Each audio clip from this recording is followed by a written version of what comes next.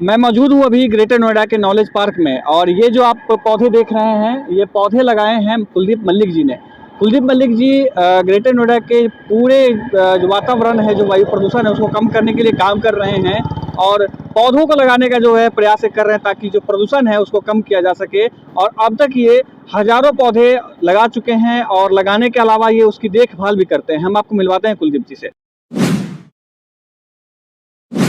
हम बरगद, नीम, पीपल 3 तरह के पेड़ लगाते हैं। और जहाँ तक बरगद और इन तीनों पेड़ों को लगाने का सवाल है, तो ये तीनों पेड़ वायु को शुद्ध करने का ज़्यादा काम करते हैं। अगर मैं पीपल की बात करूं तो पीपल तो 24 घंटे जो है ऑक्सीजन देता है, और यही कारण है कि ये देवतुल्य पेड़ है, इनकी हम पूजा भी करते हैं।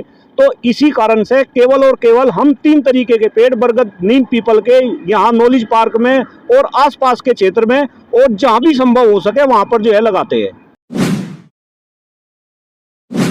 कि आने वाले 4-5 साल में आप नॉलेज पार्क के जिस एरिया में जाएंगे, आपको बरगद, नीम, पीपल के लहराते हुए ये पौधे नजर आएंगे। ये जो आपके पीछे पौधा है, ये भी हमने 4 साल पहले रोपित किया, तो आगे आने वाले 4 में तो ये सारे पेड़ दिखने लगेंगे, और फिर काउंटिंग करना भी आसान हो जाएगा।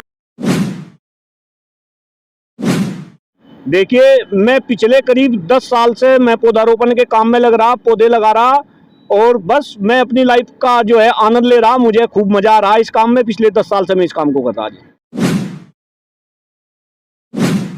मैं स्वयं इन पेड़ को खरीद कर लेकर आता हूँ, इनको लगाता हूँ अपनी टीम के साथ। मेरे साथ में बहुत सारे छात्रों की टीम है। नॉलेज पार्क के अंदर बहुत सारे शिक्षक भी मेरा इस काम में सहयोग कर रहे हैं, कॉलेज के मैनेजमेंट भी सहयोग कर रहे हैं। लेकिन अथॉरिटी का तो बस इतना रोल है कि उनका ट्री गार्ड रखा है, इसके अलावा अथॉरिटी का इसमें कोई रोल नहीं।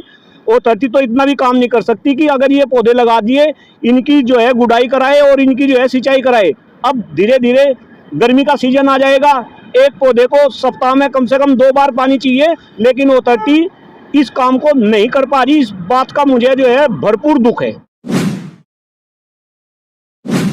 एक पेड़ को लगाना तो बहुत आसान है, लोग पौधा लगा तो देते हैं, लेकिन उसकी देखभाल करना उतना ही टिपिकल है। और मैं तो ये बोलता हूँ कि एक पेड़ की जो है बच्चे कितनी केयर करनी पड़ती है। जहाँ तक मेरी देखभाल का सवाल है, मैंने बताया कि बच्चों की टीम है, और मैं तो अपनी गाड़ी के अंदर डब्बे लेकर चलता हूँ। ये बात आज किसी से छिपी नहीं, लगभग 16-17 डब्बे मेरी गाड़ी के अंदर होते हैं।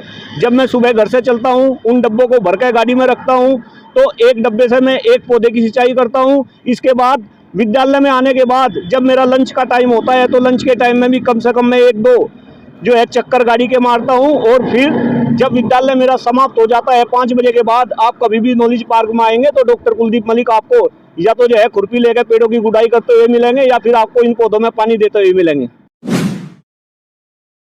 ये पौधे वातावरण को शुद्ध करने का ज्यादा काम करते हैं। सबसे ज्यादा ये ऑक्सीजन देते हैं। और जहाँ तक मैं बरगद के पेड़ की बात करूँ, मैंने स्टार्टिंग में पीपल के ज्यादा पेड़ लगाए थे, लेकिन धीरे धीरे मैंने देखा कि बरगद के पेड़ के अंदर मेंटेनेंस कम है।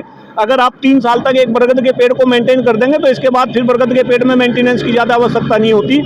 और मेरा यह भी व्यक्तिगत अनुभव है कि एक बरगद के पेड़ के ऊपर जो फल लगता है, उसको पक्षी बहुत ज्यादा तादाद में खाते हैं, तो पक्षियों की चहचहाट होती है। ठंडक बरगद के पेड़ के नीचे होती है।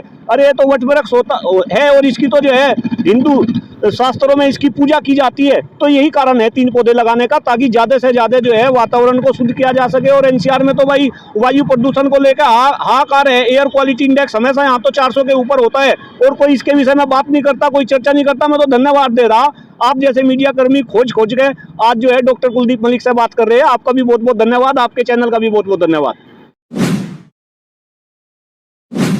एक बहुत ही मैं इंटरेस्टिंग आपको घटना बताता हूँ। घटना ये है कि जब मैं स्टार्टिंग में वो दूध के डब्बे अपनी गाड़ी के अंदर जो है रखे, तो कई सारे लोग मुझे सोचते थे कि भाई ये प्रोफेसर कुछ दूध का बिजनेस करने लगा। कुछ लोग तो ये भी सोचने लगे, यहाँ पे नॉलेज पार्क के अंदर ये रूमर उड़ा दी, खास तौर से कुछ शरारती बच्चे या कुछ शरारती लोग होते हैं कि भाई ये जो सर है, ये जो पशु घूमते रहते हैं, आवारा पशु गाय घूमती रहती है, इनका दूध इन डब्बों में भरते हैं, फिर बेच के आते हैं। तो ये धीरे धीरे बात यहाँ नॉलेज पार्क में जो है पता चलने लगी, लोगों के अंदर सुसुराहट होने लगी। अब लेकिन डॉक्टर मलिक से ये बात कौन कहे कैसे कहे, लेकिन धीरे धीरे ये बात मुझे पता चली और फिर मैंने लोगों को बताया कि नहीं भाई ये तो दूध के डब्बे नहीं, ये तो ऐसे ऐसे इन डब्बों में तो मैं पानी, तो कई लोग तो फिर खुलवा खुलवा के देखने लगे, इनको शरीर में दूध है या पानी है, तो उनमें फिर पानी नजर आता था। ऐसे ही जब मैं अपने उधर, मेरा निवास है बीटा 2 में, वहाँ पे भी जब स्टार्टिंग में लोग देखने लगे तो उन्होंने, मेरे पड़ोसी कई बार पूछने लगे उनको, सर क्या आपने जो है दूध का व्यापार करना शुरू कर दिया? मैं कहा नहीं भाई, धीरे धीरे सब पता चल जाएगा कि मैं कौन सा व्यापार कर रहा। और अब तो ये बात सबको पता चलने लगी कि भाई ये 16-17 जो डब्बे हैं ये दूध के नहीं, इन डब्बों में ये इंसान पौधों को सींचने के लिए जो है पानी लेकर चलता है सुबह शाम 24 घंटे।